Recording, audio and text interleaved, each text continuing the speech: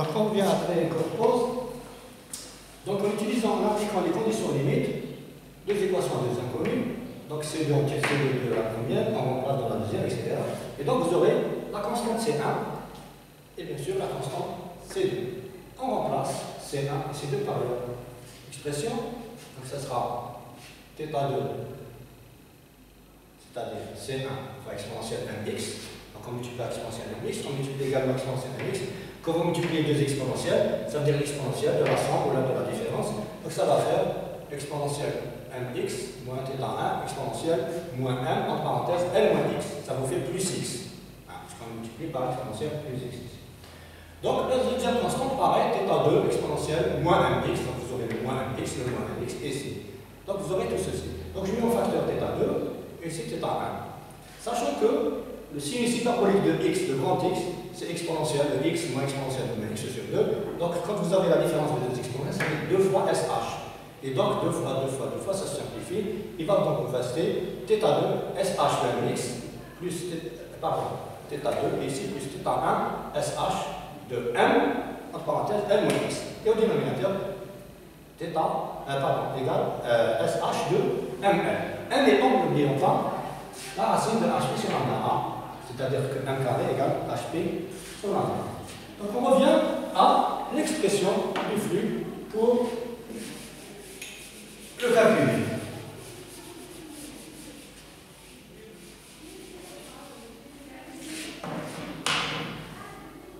Donc ça va être égal à HP, l'intégrale de 0 à L de θ de x dx.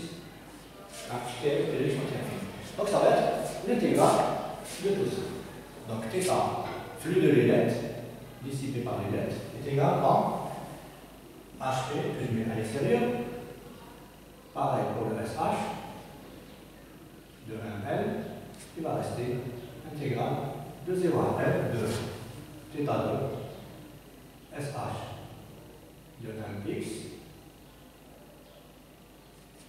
moins plus pardon θ1 SH de m L moins x. Tout ça dx. Donc ça va faire HP sur SH de 1L. Bon, l'intégrale, ça va faire 1 sur m. N'oublions pas, donc ça fait 1 sur m. Je mets dehors. Il va rester θ2. Et on sait que le SH, son intégrale, c'est CH. Et l'intégrale de CH, c'est SH. Donc ça va être CH de ml moins CH de 0. Plus, je continue ici, θ1. SH, ça va dans les CH. Quand on remplace par L, ça fait 0. Donc CH de 0 moins CH de, quand vous remplacez par 0, de ml. Donc, on constate que la parenthèse, c'est pratiquement la même. Donc, on aura un flux ailette égal à HP sur M SH de 1L. Je vais mettre en facteur.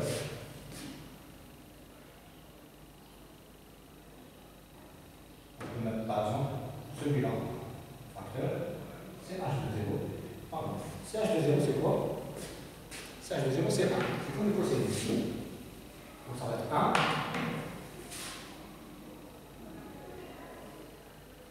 Moins CH de 1L. Qu'est-ce qui va rester? Il va rester θ1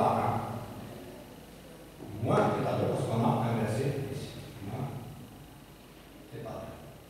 Voilà donc le flux dégagé par les lettres. Et vous allez faire le même travail en utilisant ceci. La dérivée de dt, bien entendu, c'est la dérivée de θ. Donc dθ sur dx, on remplace x par 0. dθ sur dx, on remplace x par 1. Et bien sûr, la dérivée aussi, ça va vous donner la dérivée de SH Vous aurez le 1 à l'extérieur, et non pas 1 sur 1. 1, c'est H. Ici, vous aurez 1, moins 1, c'est H. Parce que vous avez moins X. Donc vous aurez moins 1, c'est H.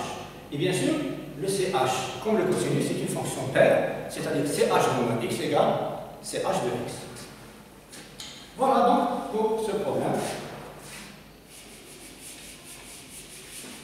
Et on a terminé définitivement avec le chapitre 2. On va aborder le chapitre 3, c'est-à-dire le transfert de chaleur en régime transitoire. Bien la conduction, pardon, en régime transitoire. C'est le titre 2 du chapitre. Le titre, chapitre 3.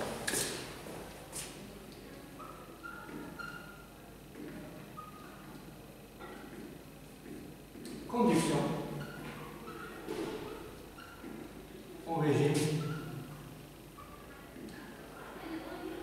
transitoire.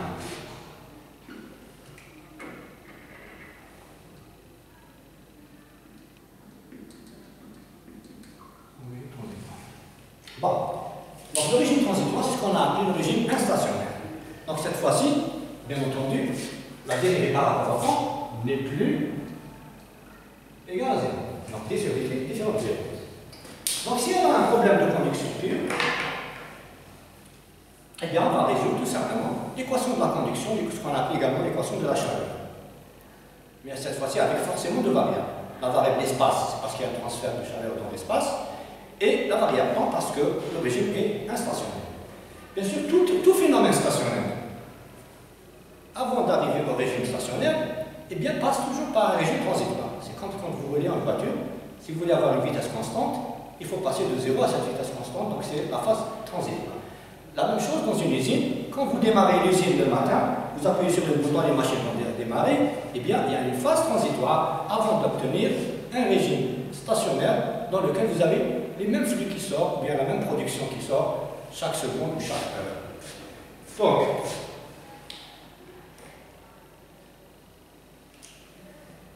dans ces conditions, donc l'équation à résoudre, donc je ne vais pas tout écrire, parce que vous avez le cours disponible. Bien sûr, sur le chapitre le plus court, parce qu'on ne va pas faire d'exercice avec des variables, pour l'instant peut-être c'est compliqué pour vous, mais si on avait le temps, on ferait quand même un ou deux exercices pour montrer des méthodes analytiques, telles que la méthode transformée en place, ou la méthode de séparation des variables. Donc l'équation à résoudre, dans ce genre de problème, est 2 points, ρ Cp dt sur dt égale lambda, par exemple, d de t sur dx de 2 si on travaille avec une variable espace, plus Q point si on a une source interne. Donc il s'agit d'un problème de conduction pure. Donc voilà l'équation que vous avez à résoudre. Donc s'il n'y a pas de source, on élimine ce terme-là. Donc, bien entendu, quand vous écrivez ce genre de source, on n'appelle plus ça une équation différentielle, mais une équation aux dérivées partielles. Donc vous aurez besoin forcément d'une condition initiale. Nous avons donné les types de conditions initiales possibles dans le chapitre 2, pardon, le chapitre 1. Et bien sûr, vous aurez deux conditions, puisque là vous avez la dérivée seconde, deux conditions limites. 0L, 0 à l'infini, moins L plus L, peu importe. Donc le problème que vous avez. Maintenant, on va considérer dans ce paragraphe, dans ce chapitre 3, un paragraphe qu'on a appelé 3.1. Donc je vais écrire que les titres, je ne vais pas écrire les textes. 3.1, c'est, comment je vais l'appeler, milieu à température uniforme. Milieu à température uniforme.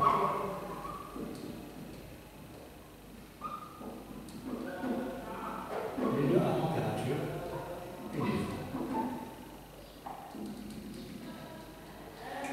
Donc, il faut comprendre ce mot uniforme. Uniforme, ça veut dire quelque part, c'est-à-dire la courbe, elle a la même valeur. Ça veut dire que la température ne dépend pas de l'espace.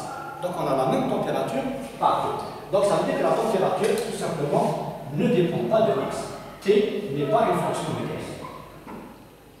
Ni de y, ni de z d'ailleurs. Bon, quand est-ce qu'on a ce genre de température uniforme? Eh bien, dans deux situations. Si le système système que nous étudions est de très petite dimension. Par exemple, j'ai une petite bille de 2 mm ou 3 mm de diamètre. Elle se trouve initialement à une température de 20 degrés. Je vais la tremper dans l'eau à 100 degrés. Donc la surface va chauffer immédiatement, instantanément, elle va chauffer la surface.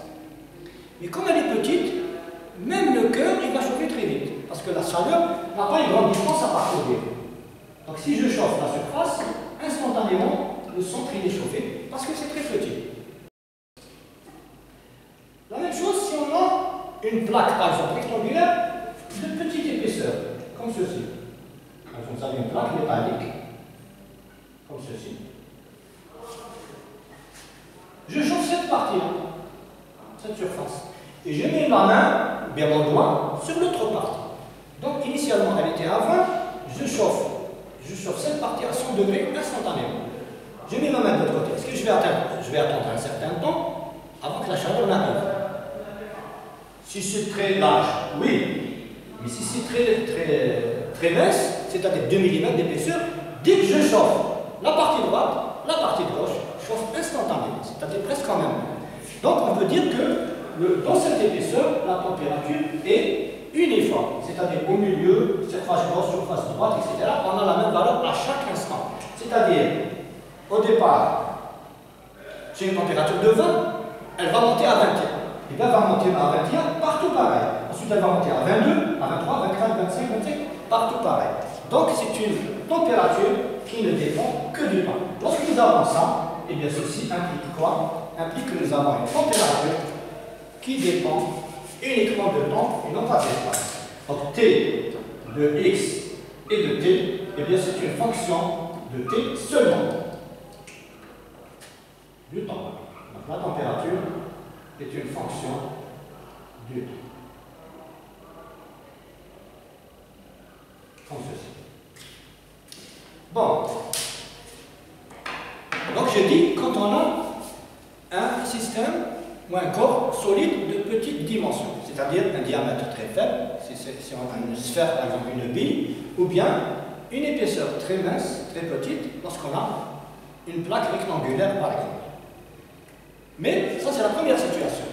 On peut avoir la même situation, c'est-à-dire une température uniforme dans toute la pièce, si la conductivité thermique est très élevée. Si la conductivité thermique est très élevée, même si la pièce est très large, c'est tellement rapide, la chaleur transférée tellement rapidement, à cause de la conductivité, dès que vous chauffez ce côté-là, vous mettez votre main, ce côté chauffe instantanément. C'est-à-dire que la chaleur se propage très très vite. Donc, soit un corps de très petite dimension, soit un corps qui a une conductivité thermique très élevée. À ce moment-là, on néglige la variation dans l'espace. Ce sera uniquement un problème de température, de temps. Donc, ce sera comment? Eh bien, généralement, on rencontre ce problème lorsque nous avons un milieu solide qui échange de la chaleur avec un fluide par convection.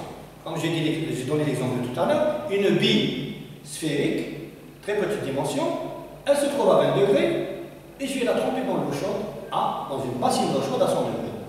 Donc je la trempe, sa température va varier dans le temps et dans l'espace, on suppose que c'est négligeable, donc on a une température uniforme.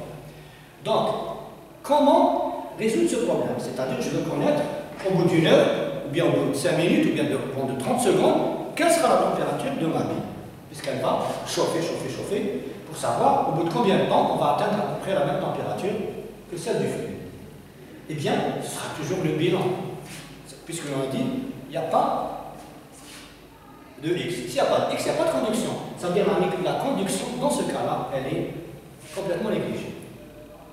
Donc, je récapitule, si on a un corps de très petite dimension, ou bien de grande conductivité thermique, la température peut être considérée uniforme dans toute la pièce. Donc elle va dépendre que de temps. Donc si elle ne dépend pas de l'espace, donc il n'y a pas de gradient de température dans la pièce, donc il n'y a pas de conduction. Donc pas de résistance à la conduction, et bien tout simplement, ça veut dire que on ne va pas utiliser la loi de Fourier, ni l'équation de la conduction. Donc on va faire un bilan dans ce cas-là. Donc ce sera, donc on va écrire un solide qui échange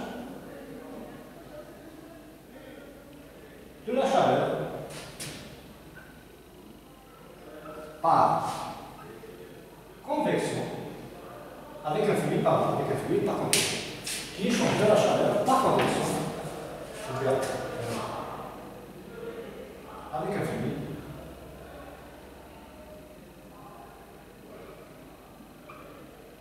par convection. Donc le bilan, comment il va s'écrire? Le bilan de chaleur.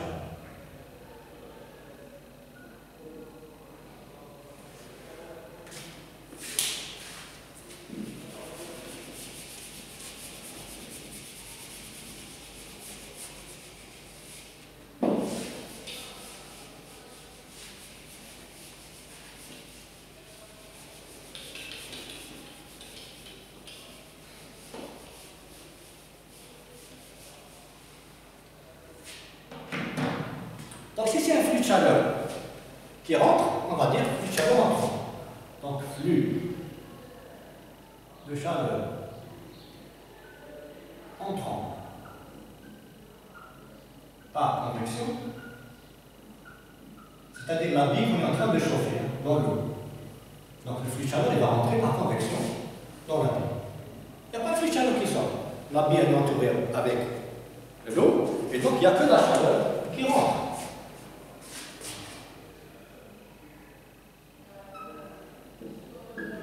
On est à l'intérieur d'un récipient qui contient de l'eau chaude. C'est infini. Donc, ce flux de chaleur entrant est égal au flux de variation d'énergie interne. Flux de variation d'énergie interne. Ou bien, on appelle ça flux de chaleur accumulé. Flux de variation d'énergie interne. Donc, on peut l'appeler ça flux de chaleur accumulé. المتراكم. Accumulé. Donc l'accumulation de la chaleur, qu'est-ce qu'elle fait? Elle fait varier la température. Donc, ce sera H que multiplie S que multiplie la température du fluide moins la température de la pièce. Ici, c'est la température de la pièce qu'on va appeler T.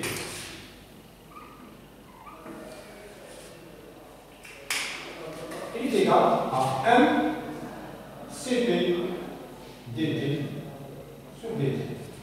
Et bien entendu, comment appeler ce variable? C'est le temps, ça sera M Cp avec une dérivée droite comme ceci.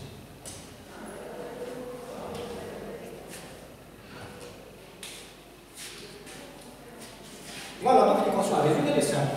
On n'a que le temps, donc la variable, la fonction Ct, elle va être fonction du temps. Le 1, bien sûr, c'est la masse de la bille. Donc le bilan, c'est écrit sur la bille. Bon, nous avons un problème, donc c'est voir l'exercice. Voir exercice numéro 4. Exercice 4, série. Donc, je vous ai envoyé la solution de toute la série. Donc, vous pouvez voir les détails de l'exercice. Bon, maintenant, comment savoir, donc il faut trouver un critère, comment savoir si la température est uniforme. On a dit tout à l'heure, soit petite dimension, soit grande conductivité thermique. Pourquoi ne pas grouper ces deux paramètres en un seul? Comme ça, on aura un seul critère.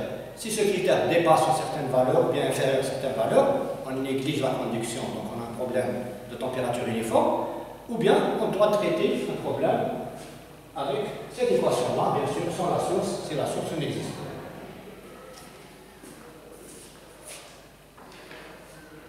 Donc, pour savoir si on peut négliger l'autre, on va trouver un critère.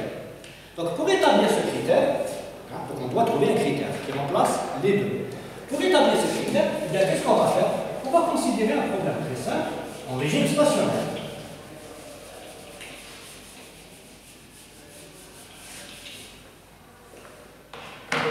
Donc l'objectif, ici,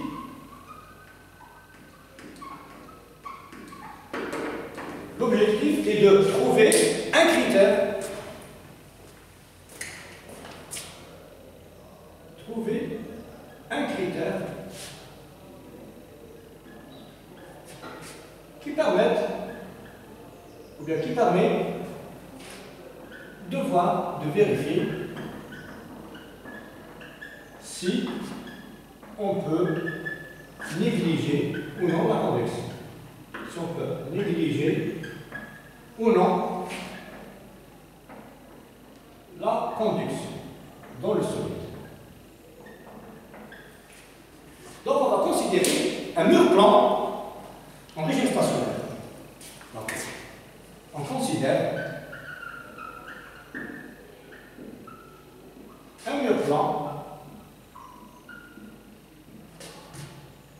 de surface S et d'épaisseur L. Donc bien sûr, il a une conductivité thermique lambda, et il est avec un fluide de température infinie. Donc, il échange de la chaleur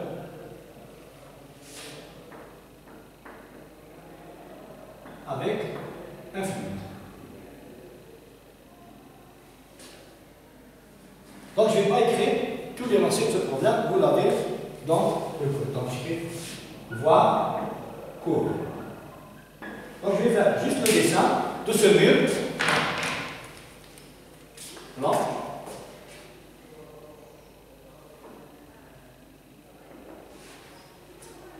Donc, de conductivité lambda. Pour la conduction, on a besoin de l'axe. Donc, je vais mettre 0, L, l'axe des X. La température sur la surface de gauche, ce sera T1. Sur la surface de droite, ce sera T2. Et la surface du fluide, donc vous avez ici un solide. Là, vous avez un fluide. Donc, ce fluide avec une température T infinie et un coefficient de transfert de chaleur entre le mur et le fluide qui est égal à H. Donc, vous avez, si je trace la température T de X, sur ce mur, je trace la température T de X, donc j'ai l'axe des X, ça veut dire que l'axe de température il démarre 0, c'est là l'axe de la température. Donc si T1 est ici, ça c'est T1. Enfin, je vais le mettre ici. T.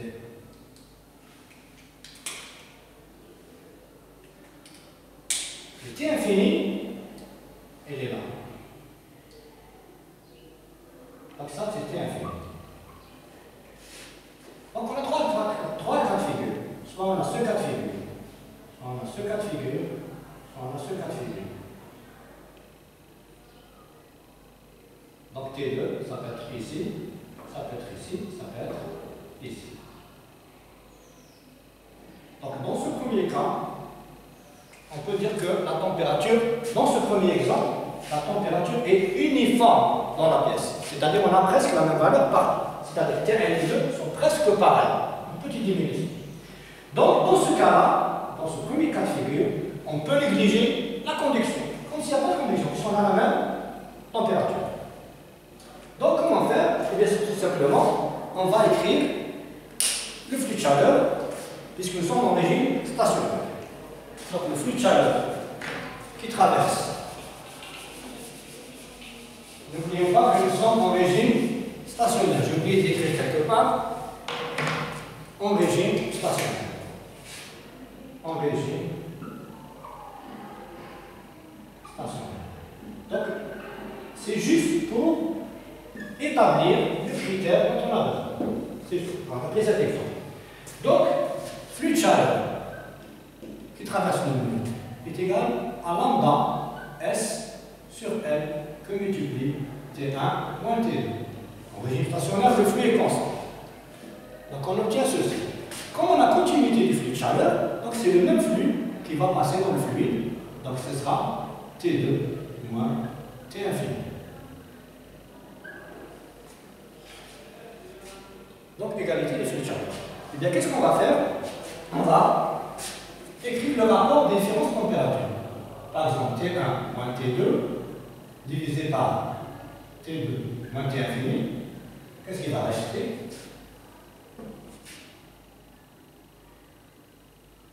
HS sur lambda S sur L. Ou bien, on va l'écrire d'une autre manière, ce sera L sur lambda S divisé par 1 sur HS. Et d'abord, ce qui veut dire que c'est la résistance de conduction sur la résistance de convection, qui est égale aussi à L HL sur lambda, quand on simplifie le S. Et donc, vous obtenez ceci qu'on appelle BI, c'est-à-dire le nombre de biotes. BI est appelé nombre des critères de biotes. C'est-à-dire que c'est la résistance de conduction divisée par la résistance de convection. Bon, maintenant, revenons au dessin. Dans le premier cas, où la température est uniforme, qu'est-ce qui se passe? T1 moins T2 tend vers 0. D'accord? Donc, lorsque T1 moins T2 tend vers 0, ça veut dire que le nombre de biotes tend vers 0.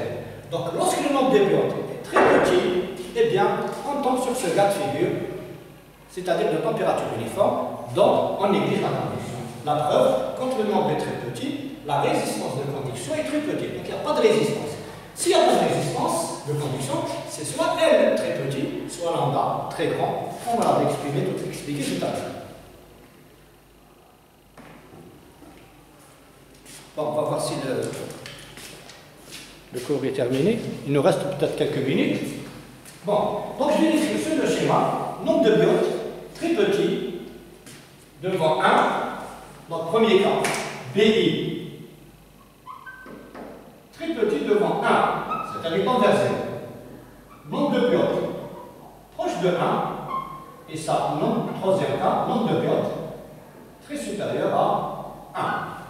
C'est-à-dire la résistance de conduction est tellement grande qu'il y a un grand écart de température entre la surface de gauche et la surface de droite. Donc on a trouvé le nombre de biotes. Bon, pourquoi on les appelle nombres ou critères? Eh bien, ils sont adimensionnels, ils n'ont pas d'unité, puisque résistance c'est résistance, ou bien si vous voulez, température c'est température, donc il n'y a pas de dimension. Comme le nombre de Reynolds que nous avons, que vous avez vu certainement en mécanique des fluides. Bon. Donc, ce problème de nombre de biotes, faites très attention, il intervient lorsque vous avez une conduction avec une surface qui échange la chaleur par convection. Parce qu'il y a les deux. Parce que s'il n'y a pas de convection, si on n'a pas de problème de convection, on ne peut pas parler de nombre de biotes. Donc, puisqu'il y a le H, il y a le lambda. Bon. Donc, lorsque le nombre de biotes est très petit devant 1, on néglige la convection. Vous allez dire très petit. Qu'est-ce que ça veut dire? Il faut nous donner un chiffre. Eh bien, on va vous donner ce chiffre, c'est-à-dire lorsque le nombre de biotes est inférieur à 0,1. Donc, si biote est inférieur ou égal à 0,1, donc on peut négliger.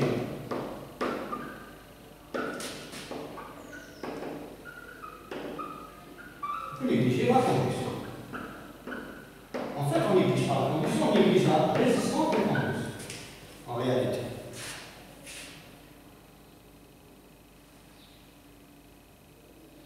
Et donc la température est uniforme.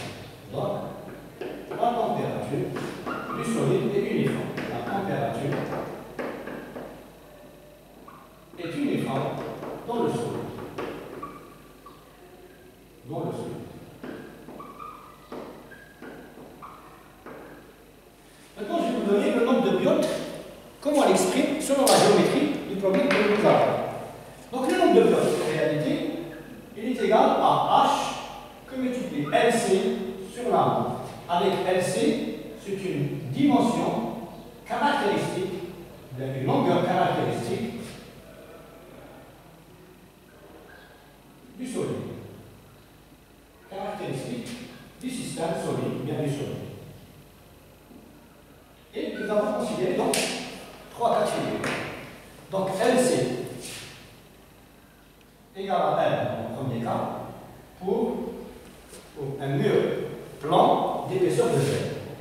Donc mur plan d'épaisseur de Z. LC est égal à R sur 2 pour un cylindre long. Un cylindre long. Quand on dit un cylindre long, ça veut dire la longueur est suffisamment grande comparée au diamètre. Sinon, on prendra une autre expression. Le LC est égal à R sur 3 pour une sphère. C'est-à-dire une bille comme on a vu tout à l'heure. Donc R sur 3. Mais pour les autres, qu'est-ce qu'on fait si on n'a pas ces trois géométries? Eh bien, on va prendre l'expression suivante.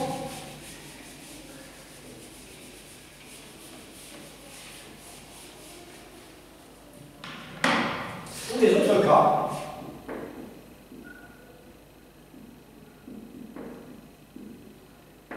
eh bien, LC, ça va être le volume de la pièce sur la sphère, sur la surface extérieure, c'est-à-dire celle qui se trouve en contact avec le fluide.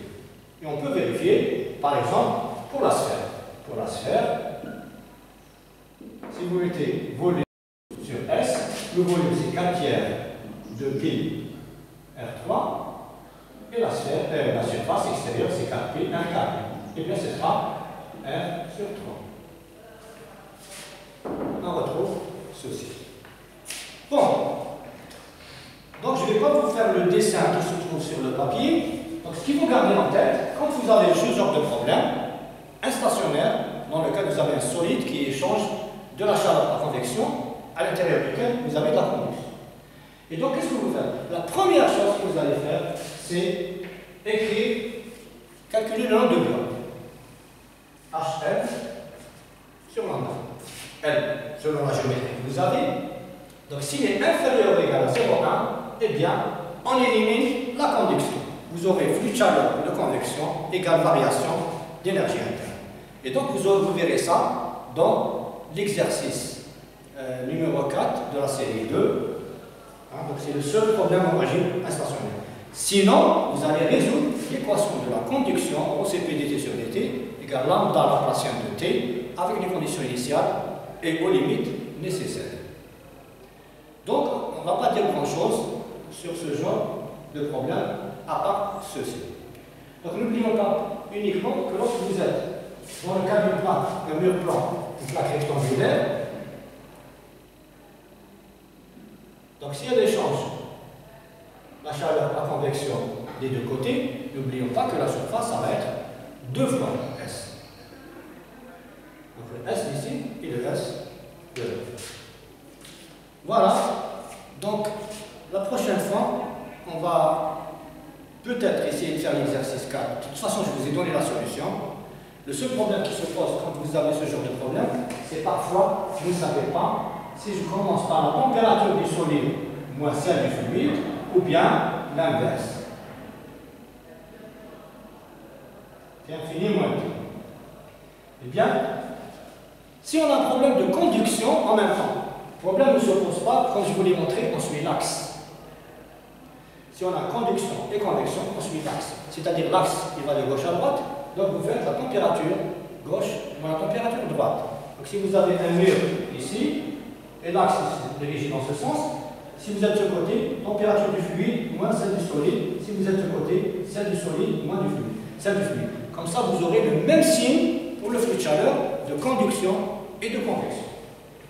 Bon, si vous avez normalement une sphère ou un cylindre, eh bien, on suit l'axe aussi. Solide moins fluide. Mais, quand on ne parle pas de conduction, le nombre de buts est très petit, il n'y a pas de conduction, il n'y a que la convection. Donc, si vous considérez un flux de chaleur entrant, donc on écrit plus flux de chaleur entrant égale variation d'énergie. Donc, si entre, ça veut dire qu'il vient du fluide, eh bien, vous commencez par la température du fluide. moins la température de la pièce.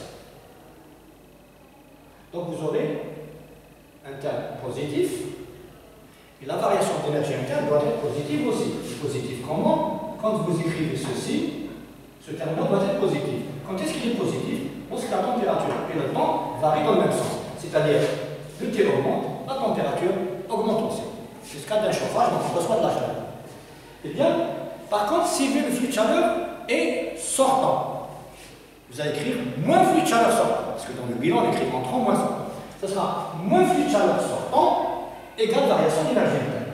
Et quand il est sortant, dans ce sens, eh bien vous soulevez la flèche, c'est T moins T infini. Vous allez écrire ceci. Donc s'il est sortant, T est supérieur à T infini.